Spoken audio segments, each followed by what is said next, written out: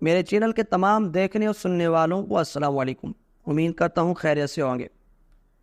آج کی یہ کہانی ہے تین بھائیوں کی، تینوں کا نام عبداللہ تھا۔ آج کی ویڈیو بہت انٹرسٹ ہونے والی ہے، اس لیے ویڈیو سٹارٹ کرنے سے پہلے ہمارے چینل کو ضرور سبسکرائب کیجیے اور بیل آئیکن کو ضرور دبائیں۔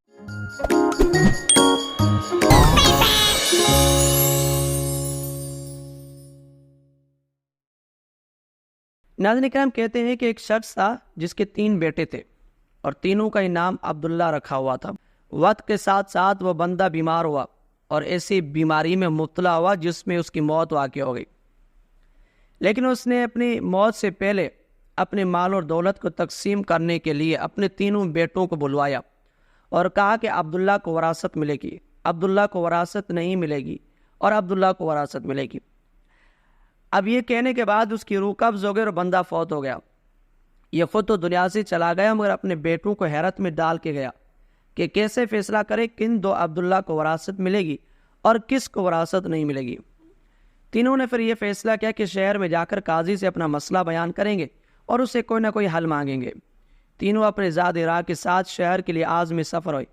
راستے میں انہوں نے ایک ایسے شخص کو دیکھا جو اپنی کسی گم شدہ چیز کو تلاش کرتا پھر رہا تھا۔ ان تینوں بھائیوں کے پوچھنے پر اس نے بتایا کہ اس کی اونٹنی گم ہو گئی ہے جسے وہ تلاش کرتا پھر رہا ہے۔ ایک عبداللہ نے پوچھا کہ تیری اونٹنی ایک آنکھ سے کانی تھی؟ اس آدمی نے کہا ہاں ایسا ہی تھا بالکل۔ دوسرے عبداللہ نے پوچھا کہ تیری اونٹنی ایک ٹانگ سے لنگڑی تھی؟ تو اس آدمی نے جلدی سے کہا بالکل صحیح کہہ رہے ہو، میری اونٹنی واقعی ایک ٹانگ سے لنگڑی تھی۔ تیسرے عبداللہ نے اونٹنی کے مالک سے پوچھا کیا تیری اونٹنی کی دم کٹی ہوئی تھی؟ تو اس نے خوشی سے کہا بالکل ٹھیک کہہ رہے ہو، میری اونٹنی کی دم بھی کٹی ہوئی تھی، بس اب جلدی سے بتا دو میری اونٹنی کہاں ہے؟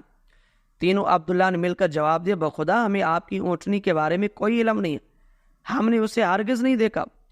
اونٹنی کا مالک ان کی بات سن کر غصے سے پاگل ہو گیا اور اس نے پھر یہ فیصلہ کیا کہ ان تینوں کو کھینچ کر قاضی کے پاس لے جائے گا، اور اسے پورا یقین تھا کہ اس کی اونٹنی کو یہ تینوں ذبح کر کے کھا چکے اور اب اپنے جرم کو چھپانے کے لیے جھوٹ بول رہے۔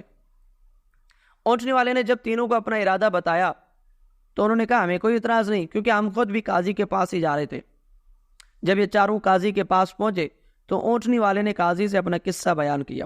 قاضی نے ان تینوں بھائیوں سے کہا جس طرح تم تینوں نے اونٹنی کی نشانیاں بتائی ہیں اس کا ایک ہی مطلب نکلتا ہے کہ اونٹنی تم تینوں کے پاس ہے، بہتر ہے کہ تم اپنے جرم کا اعتراف کر لو۔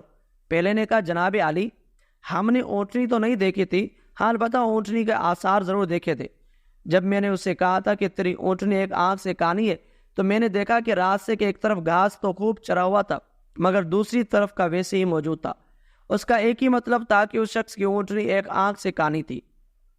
دوسرے عبداللہ نے کہا جناب علی میں نے دیکھا تھا کہ راستے میں 3 قدم تو گہرے لگے ہوئے ہیں جبکہ چوتھا قدم زمین پر معمولی پڑا ہوا تھا، جس کا مطلب اتنا بنتا تھا کہ یہ جانور لنگڑا ہے۔ تیسرے عبداللہ نے کہا جناب جب راہ چلتے ہوئے جانور اپنا گوبر گراتے ہیں تو دم سے ادھر ادھر بکھیر دیتے، جبکہ ہم جس راہ سے آئے تھے وہاں پر گوبر ایک ہی لائن میں سیدھا گرا ہوا تھا، جس کا مطلب یہ ہو سکتا تھا کہ اونٹنی کی دم کٹی ہوئی ہے جو اپنا گوبر دائیں بائیں نہیں پھیلا پائی۔ قاضی نے بغیر کسی دیر کے اس آدمی کی طرف دیکھا اور کہا تم جا سکتے ہو، تمہاری اونٹنی ان لوگوں کے پاس نہیں ہے اور نہ ہی انہوں نے اسے دیکھا ہے۔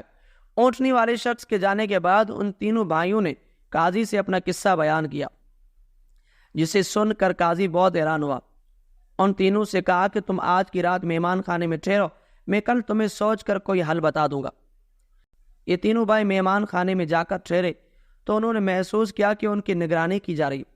کچھ دیر کے بعد ان کے لیے کھانا لایا گیا جو گوشت کے پکے ہوئے سالن اور روٹیوں پر مشتمل تھا۔ پہلے بھائی نے کھانا دیکھتے ہی کہا یہ سالن کتے کے گوشت کا بنا ہوا ہے۔ دوسرے کا روٹیاں جس عورت نے پکائی ہے وہ حمل کے ساتھ پورے دنوں سے۔ تیسرے بھائی نے کہا یہ قاضی حرام کی اولاد ہے۔ اب یہ بات قاضی تک پہنچ گئی، اس نے تینوں کو دوسرے دن اپنی عدالت میں طلب کر لیا اور تینوں سے مخاطب ہو کر کہا تم میں سے کس نے کہا تھا یہ کتے کا گوشت پکا ہوا ہے؟ پہلا بولا میں نے کہا تھا۔ قاضی نے باورچی کو بلا کر پوچھا تو اس نے اعتراف کر لیا اور کہا کہ جناب والا پکانے کے لیے کچھ نہیں تھا تو مجھے یہ شرارت سوجی اور میں نے کتا مار کر اس کا گوشت پکا کر ان کو کھانے کے لیے بھجوا دیا۔ قاضی نے پھر پہلے سے پوچھا تمہیں کیسے پتا چلا کہ یہ گوشت کتے کا ہے؟ تو اس نے کہا گائے، بکری یا اونٹ کے گوشت کے نیچے چربی لگی ہوتی ہے، جبکہ سارا چربی نما تھا جس کے نیچے کہیں کہیں گوشت لگا ہوا تھا۔ قاضی نے کہا تم وہ عبداللہ ہو جس کو اپنے باپ کے مال سے وراثت ملے گی۔ قاضی نے دوبارہ ان سے مخاطب ہو کر پوچھا کس نے کہا کہ یہ روٹیاں ایسی عورت نے بنائی ہے جو 9 ماہ کے عمل کے ساتھ ساتھ اپنے پورے دنوں سے؟ جواب میں دوسرے نے کہا میں ہوں جس نے یہ کہا تھا۔ قاضی نے پوچھا تمہیں کیوں کر یہ لگا؟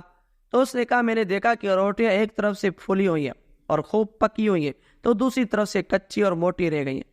میں نے اس سے یہ اخذ کیا کہ روٹیاں بنانے والی ایسی خاتون ہے جس سے تکلیف کے مارے زیادہ جھکا نہیں جا رہا اور وہ سامنے کی چیز بھی نہیں دیکھ پا رہی، جس کا مطلب یہی بنتا تھا کہ عورت حامل آئے اور روٹیاں بنانے میں تکلیف محسوس کرتی رہی ہے۔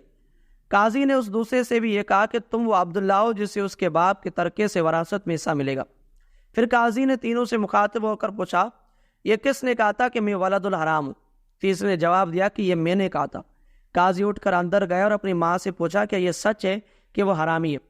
تو اس کی ماں نے کہا یہ سچ ہے، تم حرام کی اولاد ہو۔ قاضی نے واپس آ کر اس تیسرے عبداللہ سے پوچھا تمہیں کیوں کر معلوم ہوا کہ میں حرامی ہوں؟ تو اس نے جواب دیا اگر تم حلالی ہوتے تو مہمان خانے میں ہم پر نگران مقرر نہ کرتے اور نہ ہی کتے کا گوشت پکوا کر ہمیں کھانے کے لیے بھجواتے اور نہ ہی کچی روٹیاں کسی مظلوم عورت سے بنوا کر ہمیں کھلواتے۔ قاضی نے اسے مخاطب کرتے ہوئے کہا کہ تم وہ عبداللہ ہو جسے اس کے باپ کی وراثت سے کوئی مال نہیں ملے گا۔ تیسرے نے حیرت کے ساتھ قاضی کو دیکھا اور پوچھا مگر ایسا کیوں ہے؟ قاضی نے کہا کیونکہ ایک حرامی ہی دوسرے ولد الحرام کو ٹھیک ٹھیک پہچان سکتا ہے۔ تم بھی میری طرح حرام کی اولاد ہو۔ وراثت پانے والے دونوں عبداللہ اپنی ماں کی طرف لوٹے اور پوچھا کہ ہمارے تیسرے بھائی کا کیا ماجرا ہے؟ تو ان کی ماں نے کہا تمہارا باپ ایک بار صبح کی نماز پڑھنے مسجد گیا تو اسے دروازے پر رکھا ہوا پایا تھا، اسے گھر لایا اور اس کا نام بھی تم دونوں جیسا عبداللہ رکھا اور اس کی پرورش کی۔ تو یہ تھی ناظرین کرام آج کی کہانی، امید کرتا ہوں آپ کو پسند آئی ہوگی۔ اگر پسند آئی ہے تو کامنٹ سیکشن میں اپنی رائے کا ضرور اظہار کیجیے اور لائک کیجیے ہمارے اس ویڈیو کو اور ہمارے چینل کو بھی ضرور سبسکرائب کیجیے تاکہ ہماری ہر نیو آنے والی ویڈیوز آپ کو ملتی رہے۔ ملتے ہیں اگلی ویڈیو میں، اللہ حافظ۔